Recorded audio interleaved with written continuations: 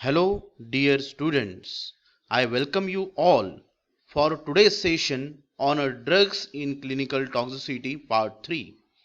In previous two parts was discussed the definition of poison and classification of poison, and in second session was discussed the general steps or the principles involved in the treatment of poisoning. And in this session we are going to discuss the definition of antidote, classification of antidotes, and you are able to choose appropriate doses of antidotes for the treatment of poisoning. So first we will discuss about the definition of antidotes. Antidotes are defined as the substance or the compound or agent used to reverse, stop, or counteract the effect of poison. These are the antidotes.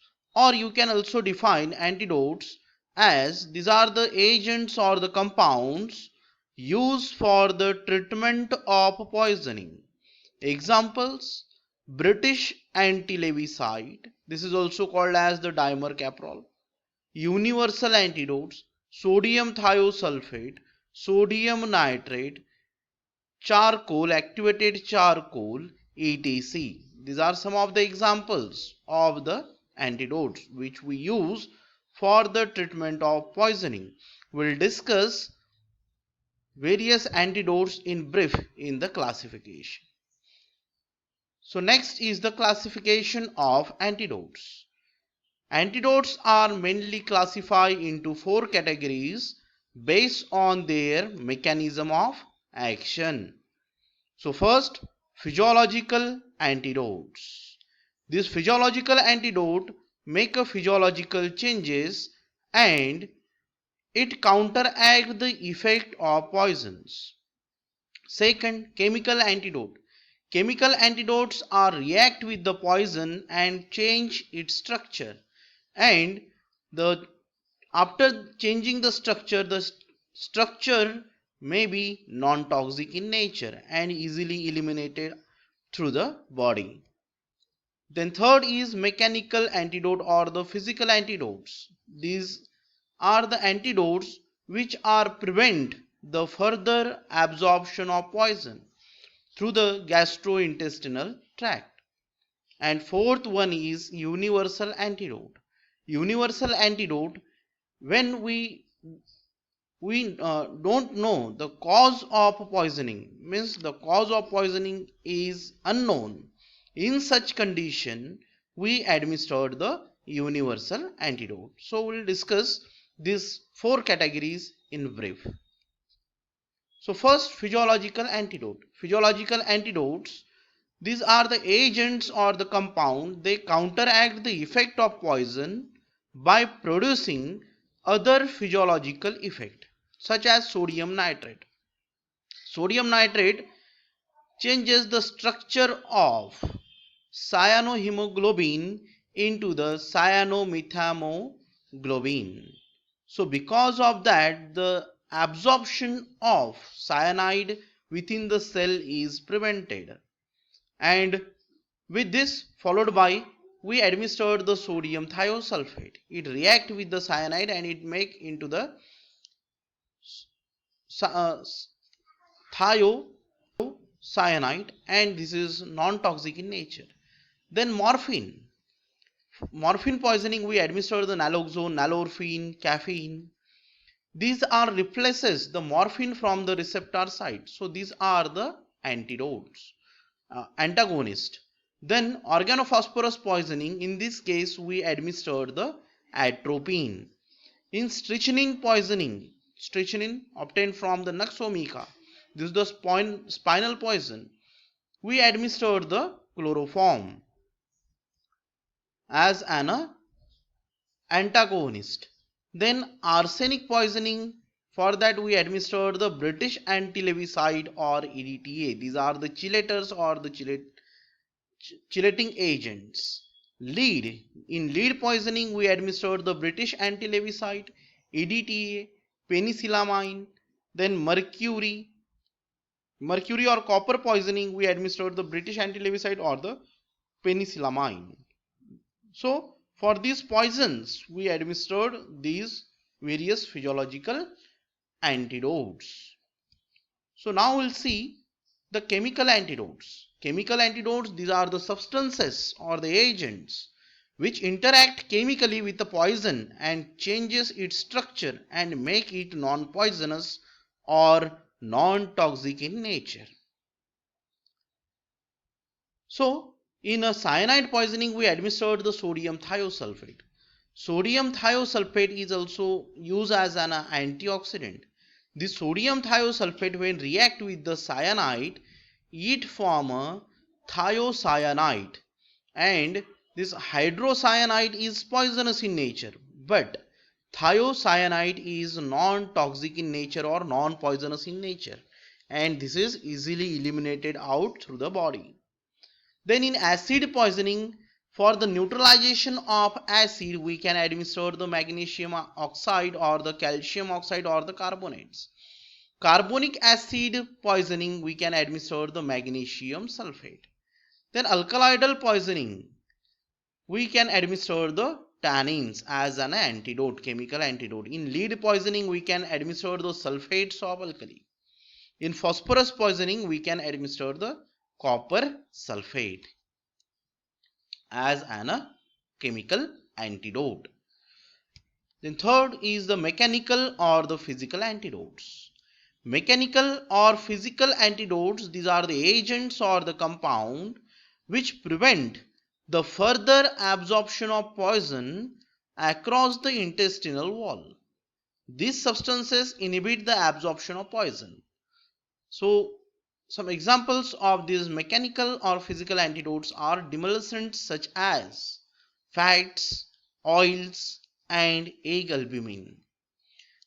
So these have a demulcent property, they form a protective layer, and they are also demulsify the poison. So because of that, the rate of absorption of poison can be prevented through the gastrointestinal wall. The demulcent form the coat on the mucous membrane and inhibit the further absorption of poison. Bananas are also used for glass or powdered glass poisoning. Then activated charcoal are generally used in alkaloidal poisoning. Then universal antidote. Generally the short note over the universal antidote can be asked in the exam. Universal antidotes are generally administered in such a cases where the nature of poison is unknown or a combination of poison is administered by the patient. So composition of universal antidote is: universal antidote contain a powdered activated charcoal in 2 parts, and the role of this powdered activated charcoal in a universal antidote is it absorbs the alkaloid if the poisoning takes place due to the alkaloids. Then next is the magnesium oxide. Magnesium oxide is the second composition in a universal antidote. It present in 1 part, and the role performed by magnesium oxide in universal antidote is it neutralizes the acid if the poisoning takes place due to the acids.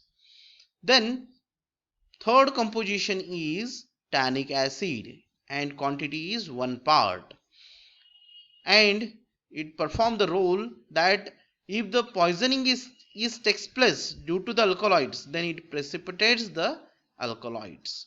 So if the poisoning takes place due to the alkaloids or the acids, then this universal antidote generally we administered to the patient.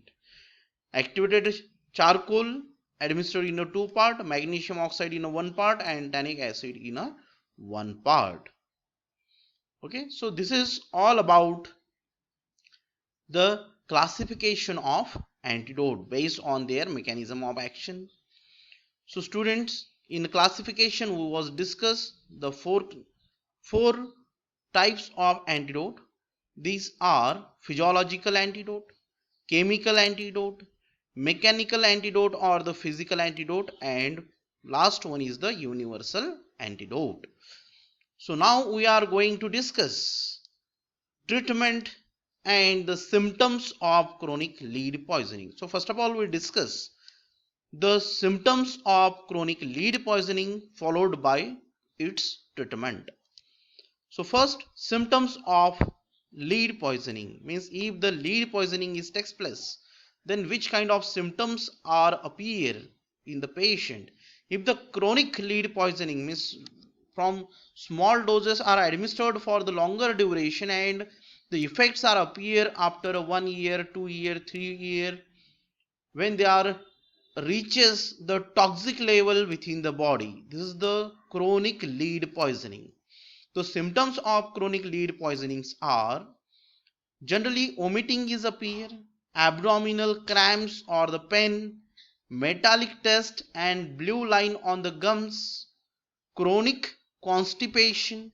As you know that metallic substances are generally produce the constipation.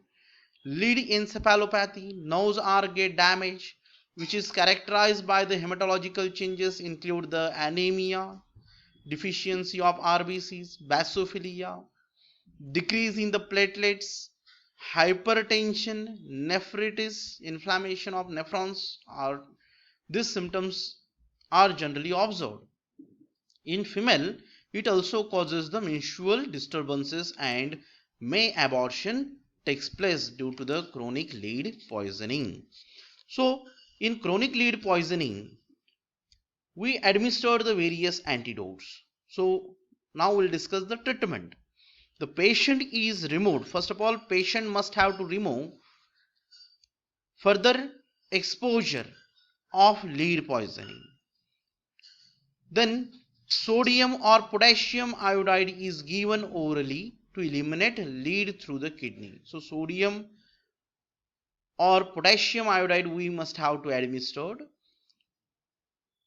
to eliminate lead through the kidney. Then calcium gluconate is given intravenously if abdominal pain is persist continuously. Chelating agent EDTA or dimercaprol parenterally administered. In chronic constipation, magnesium sulfate should be used. Magnesium sulfate is the cathartic in nature. This is the osmotic laxative, osmotic cathartics. Okay, so students, in this part was discuss the definition of antidote and the classification of antidote and chronic lead poisoning.